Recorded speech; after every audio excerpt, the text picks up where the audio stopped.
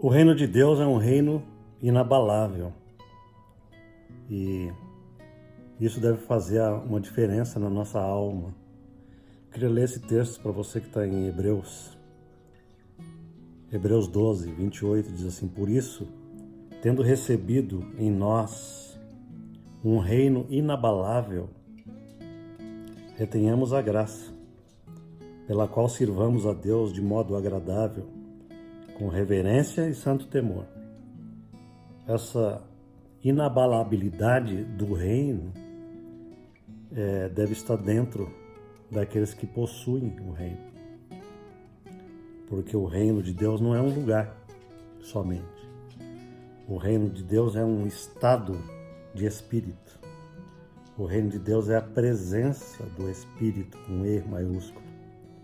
O reino de Deus é Deus em nós, Cristo em nós. Amém? E ao longo da Bíblia a gente vê esta variabilidade da emoção humana em contraste com a inabalabilidade de Deus, do Espírito e do Reino. Então, o que eu quero dizer com tudo isso? Eu quero dizer que nós vivemos num mundo abalável aqui na Terra. As coisas saem muitas vezes do jeito que a gente não espera.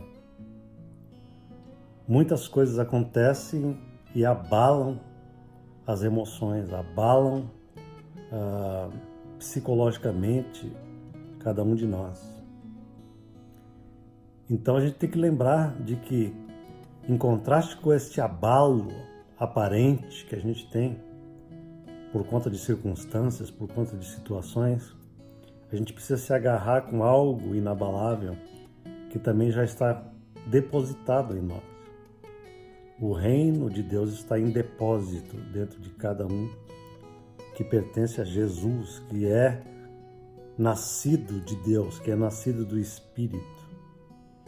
Todos que são nascidos de Deus, do Espírito, possuem um reino inabalável dentro de si. E a oração desses que creem nisso deve ser uma oração que se firma nessa inabalabilidade.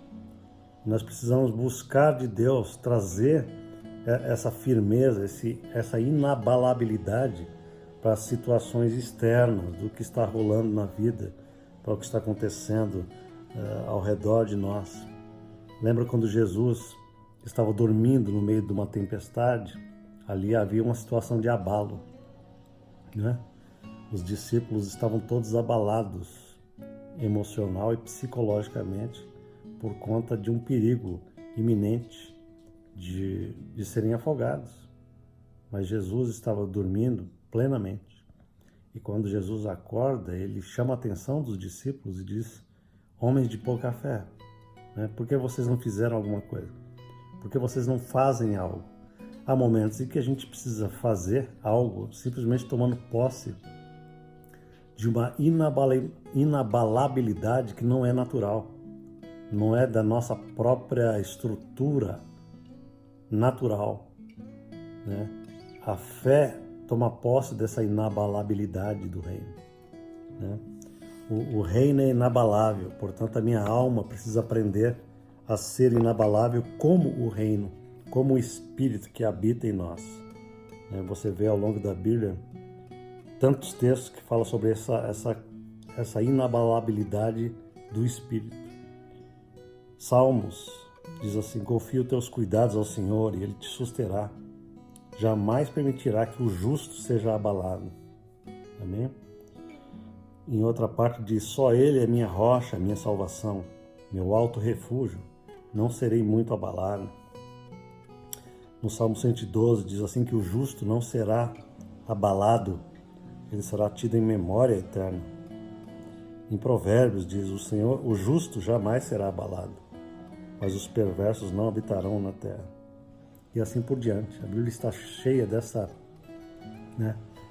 Mesmo no Salmo 121 a gente vê assim: eleva os meus olhos para os montes, de onde me virá o socorro, né? Os que confiam no Senhor são como o monte de Sião, que não se abalam, mas permanece para sempre. Por que não se abalam? Porque recebem um reino inabalável.